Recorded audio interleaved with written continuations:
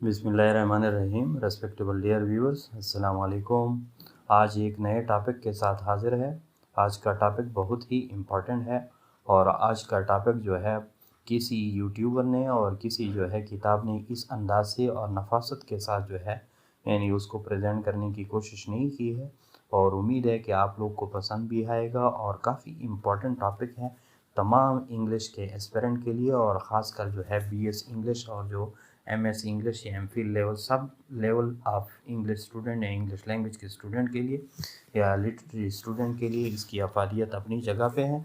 तो जिसने भी हमारे चैनल को सब्सक्राइब नहीं किया वो सब्सक्राइब कर ले।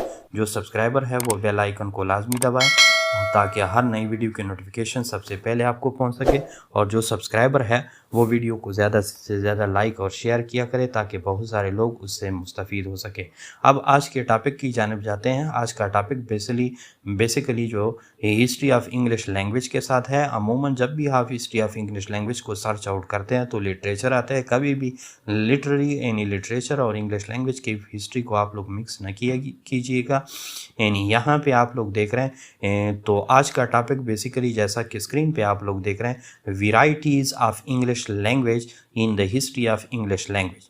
यानी हिस्ट्री ऑफ इंग्लिश लैंग्वेज में यानी इंग्लिश लैंग्वेज की कितनी वेराइटीज़ है, कितने उसके जो है यानी अक़साम है, यानी कौन सी जो है ज़्यादा तौर पे यानी दुनिया यानी अक्रॉस द ग्लोब हम बात कर रहे हैं।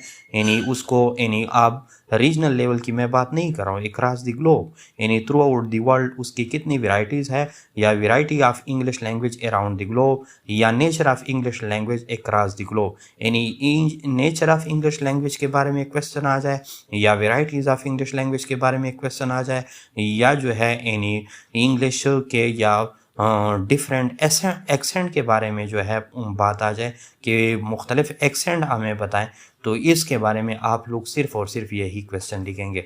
तो नंबर 1 इंट्रोडक्शन की तरफ आ जाइए। यानी variety of English language in the history of English language वो क्या है, या फिर varieties of English language around the globe, या वेराइटीज़ ऑफ इंग्लिश लैंग्वेज या varieties of accent around the globe क्या है इंग्लिश के रिलेटेड, या nature of English language across the globe पे क्या है। नंबर 1 इंट्रोडक्शन, जैसा कि आप लोग मुलाहिजा कर रहे हैं, यानी इंट्रोडक्शन में हम कह सकते हैं कि इंग्लिश लैंग्वेज जो है, English is one of the most widely spoken languages in the world. यानी दुनिया में जितने भी ज़्यादा बोले जाने वाली ज़बानें हैं उनमें जो है इंग्लिश भी ही एक सबसे इम्पॉर्टेंट हैसियत रखती है। एंड एज ए रिज़ल्ट और इसके नतीजे में it has developed many different varieties across the different region and communities. यानी मुख्तलिफ रीजन और मुख्तलिफ कम्युनिटी के अपने एक्सेंट है, अपने तरीक़ेकार है और अपने जो है लेवल ऑफ इंग्लिश को वो जो है यानी यूज़ करते हैं। Here are some of the most notable varieties of English. यानी मैं उन वेराइटीज़ ऑफ इंग्लिश लैंग्वेज या उस नेचर ऑफ इंग्लिश लैंग्वेज के बारे में अक्रॉस द ग्लोब आप लोग के सामने रखूँगा जो बिल्कुल through out the globe acceptable है और एक्नॉलेजेबल है। आप लोग उसको हर जगह यूज़ कर सकते हैं और नोट्स की सूरत में भी आप लोग उसके नोट्स भी बना सकते हैं, क्योंकि ये हर लेवल ऑफ स्टूडेंट के लिए हमारा लेक्चर जो है, चाहे वो टीचर है या स्टूडेंट, उन दोनों के लिए जो है प्रेजेंटेशन के लिए और स्टूडेंट के लिए जो है एग्जामिनेशन पॉइंट ऑफ व्यू के लिए नोट्स अवेलेबल उसमें होते हैं। यानी सबसे पहले जो है यानी इन वेराइटीज़ में नंबर 1 जो है कि यानी कौन सा चीज़ है, जैसा कि स्क्रीन पे आप लोग देख रहे हैं, स्क्रीन पे 2 है और ब्रिटिश इंग्लिश लैंग्वेज वेराइटी। यानी ब्रिटिश इंग्लिश लैंग्वेज में कौन सी भी डिफ्रेंसिएशन है बाकी लैंग्वेज से। This is the form of English spoken. ये कौन कौन सी कंट्रीज़ में जो बोली जाती है उसको ब्रिटिश इंग्लिश एक्सेंट कहा जाता है। यानी number 1 in the United kingdom से मुराद यूके है और इंक्लूडिंग, और इस यूनाइटेड किंगडम में ये जो है यानी सम ऑफ डिफरेंट कंट्री है इंक्लूडिंग इंग्लैंड, जिसके अंदर इंग्लिस्तान या इंग्लैंड भी आता है, स्कॉटलैंड भी आता है, वेल्स भी आता है, नॉर्दर्न आयरलैंड भी आता है। ये सारे कंट्री यूके में आती है, यूनाइटेड किंगडम में आते हैं और इसी वजह से इनकी जो एक्सेंट ऑफ इंग्लिश लैंग्वेज है, या इनकी जो काइंड ऑफ इंग्लिश लैंग्वेज है, या इनकी जो वेराइटी ऑफ इंग्लिश लैंग्वेज है वो बेसिकली क्या है, यानी ब्रिटिश इंग्लिश लैंग्वेज यानी हिस्ट्री ऑफ इंग्लिश लैंग्वेज में उसको ब्रिटिश इंग्लिश एक्सेंट कहा जाता है। और इसकी क्या फिर मुनफरद खासियतें हैं, यानी ब्रिटिश इंग्लिश क्या है, हैज़ मैनी डिस्टिंक्टिव फीचर। उसके कुछ ऐसे नुमाया खद्दुखाल है, कुछ मैं आप लोग के सामने शेयर कर लूँ, such as the use of the present perfect tense. यानी प्रेजेंट परफेक्ट टेंस को वो इस्तेमाल करते हैं किसकी जगह पे, instead of the simple past tense, यानी सिंपल पास्ट टेंस की जगह वो लोग यानी किस चीज़ वाले, यानी ब्रिटिश इंग्लिश एक्सेंट वाले किस चीज़ को ज़्यादा प्रेफर करते हैं, यानी प्रेजेंट परफेक्ट टेंस को, यानी परफेक्ट टेंस को वो इस्तेमाल करते हैं, प्रेजेंट परफेक्ट टेंस को वो इस्तेमाल करते हैं किसकी जगह पे, यानी पास्ट टेंस की जगह पे। अब पास्ट जैसा कि इस पे हमारे लेक्चर अपलोडेड है, पास्ट में आप लोग को पता है सिंपल पास्ट में या पास्ट इंडेफिनिट टेंस जो होता है उसमें वर्ब की जो है दूसरी फॉर्म इस्तेमाल होती है, और जो प्रेजेंट परफेक्ट है उस पर भी हमारे लेक्चर अपलोडेड, यानी हैज़ और हैव का इस्तेमाल होता है, और यहाँ वर्ब के साथ जो है वर्ब की तीसरी फॉर्म के साथ हैज़ या हैव का इस्तेमाल किया जाता है। तो ब्रिटिश इंग्लिश एक्सेंट में क्या होता है, यहाँ पे प्रेजेंट परफेक्ट टेंस यानी पास्ट टेंस की जगह पे इस्तेमाल होता है, यानी इसी वजह से इंस्टेड ऑफ यानी इसकी बजाय, यानी कैसे, यानी such as the use of the present perfect tense instead of the simple past tense. For example आप लोग स्क्रीन पे देख रहे हैं आई हैव ईटन, यानी यहाँ पे ये तो प्रेजेंट परफेक्ट टेंस की, यानी आई हैव से हमें नज़ाहिर होता है कि ये प्रेजेंट परफेक्ट टेंस है, अगरचे वहाँ पे यानी सिंपल पास्ट है में आई एट, यानी एट से मुराद क्या है, यानी एट से मुराद यानी ईट एड ईटन यानी एट है। तो यहाँ पे आप लोग देख रहे हैं उसकी सेकंड फॉर्म इस्तेमाल हो चुकी है। तो अमूमन यानी आप लोग जहन में रखें कि ब्रिटिश इंग्लिश एक्सेंट में क्या होता है कि प्रेजेंट परफेक्ट टेंस को ज़्यादा प्रेफर किया जाता है बनिस्बते पास्ट टेंस के।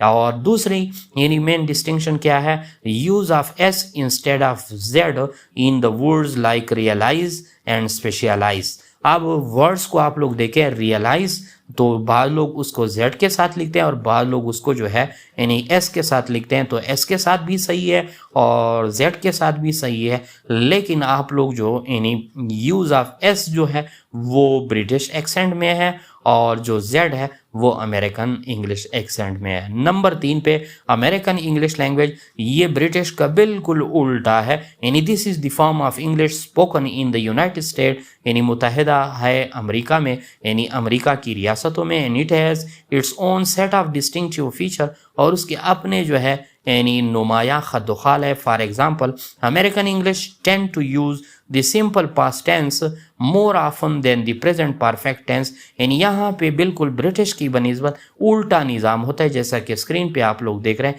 यहाँ यानी प्रेजेंट परफेक्ट टेंस की बजाय यानी वो पास्ट सिंपल पास्ट टेंस या पास्ट इंडेफिनिट टेंस को प्रेफर करते हैं, और इसी वजह से यानी यहाँ ये जो है बिल्कुल उसका उल्टा है। और इसके अलावा दूसरी जो मेन यानी स्पेलिंग के लिहाज से जो चेंज है वो it often drop the you in the word like colour and favour.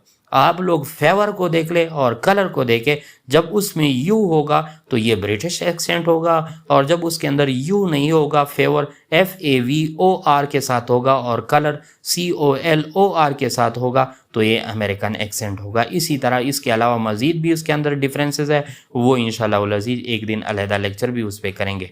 Number यानी ये तो 3 अमेरिकन था, और 4th पे ऑस्ट्रेलियन इंग्लिश। ऑस्ट्रेलियन इंग्लिश इससे भी थोड़ी मुख्तलिफ है। This is the form of English spoken in Australia and it has some similarity to the British English. इसकी ज़्यादा मुमासिलत ब्रिटिश इंग्लिश एक्सेंट से है। However Australian English has developed its own unique vocabulary, यानी उसकी अपनी वोकैबुलरी है, and slang, और स्लैंग पे भी हमारे जो है लेक्चर हो चुके हैं, आप अपलोडेड है, आप लोग उसको देख सकते हैं। And it often uses arising inflection at the end of the statement making them sound like question, यानी अक्सर औकात ये ऐसे स्टेटमेंट के लिए इस्तेमाल होता है जिसको आप लोग यानी टैग क्वेश्चन भी कहते हैं। जब भी फिक्रे के आखिर में आप लोग क्वेश्चन लगा लेते हैं तो वो जो क्वेश्चन होता है वो बेसिकली इस किस्म का क्वेश्चन होता है जो यहाँ पे यानी इन्होंने इस्तेमाल किया है, जिसको क्वेश्चन टैग भी कहते हैं। तो ऑस्ट्रेलियन इंग्लिश लैंग्वेज जो है यानी basically related to British English language है। नंबर 5 पे Canadian English, this is the form of English spoken in Canada and it has many similarity to both British and American. ये वाहिद language है जिसकी similarity दोनों एक्सेंट से मिलती है, अमेरिकन से भी और ब्रिटिश से। However Canadian English has developed its own distinct vocabulary, और हर एक लैंग्वेज और हर एक डायलेक्ट की अपनी जो है वोकैबुलरी है, प्रोनाउंसिएशन है, and it often uses the word eh as a tag question, यानी EH यानी E को वो टैग क्वेश्चन के तौर पे इस्तेमाल। टैग क्वेश्चन पे इंशाल्लाह उल अजीज एक लेक्चर भी करेंगे। और टैग क्वेश्चन बेसिकली क्या होता है? टैग क्वेश्चन जो होता है, जब भी फ़िक्रे के इख्तिताम पर कोई यानी इज़ इट ओके इस किस्म के अल्फाज इस्तेमाल करते हैं, जो शॉर्ट हम क्वेश्चन टैग लगा के और कोई लफ्ज़ लगा लेते हैं मामूली सा फ्रेज़ की सूरत में, तो उसको टैग क्वेश्चन कहा जाता है। तो ये कनेडियन इंग्लिश एक्सेंट जो है या वेराइटी जो है अक्रॉस द ग्लोब, ये दोनों अमेरिकन और ब्रिटिश से रिलेटेड है। नंबर 6 नंबर पे इंडियन इंग्लिश है। This is the form of English spoken in India and it has developed its own unique vocabulary, grammar and pronunciation. Indian English often uses words borrowed from Indian languages such as चाय for T and नमस्ते for hello. यानी अमूमन जो है Indian English language के अलावा जो भी जिस इलाके का भी यानी उसका एक्सेंट होता है उसमें अपने यानी डायलेक्ट्स के या मकामी बोलियों के अल्फाज भी होते हैं। जैसा इस इंडियन इंग्लिश लैंग्वेज में यानी टी के लिए चे का वर्ड इस्तेमाल, चे का वर्ड भी बजाते खुद यानी इंडियन इंग्लिश लैंग्वेज वर्ड है।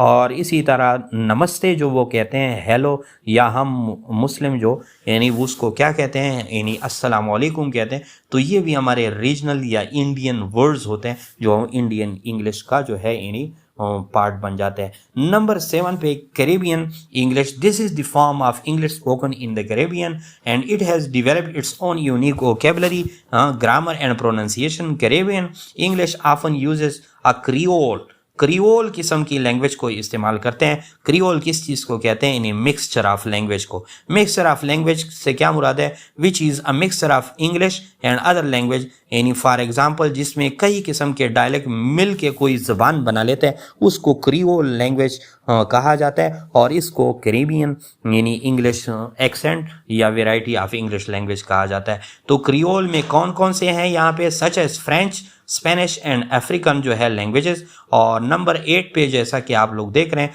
यानी African English. This is the form of English spoken in many African country and it has developed its own unique vocabulary, grammar and pronunciation. African यानी English often uses words borrowed from African जो है languages such as on Ubuntu से क्या मुराद है? For the sense of community के एहसास की खातिर जो वर्ड इस्तेमाल होते हैं ओबंटू है।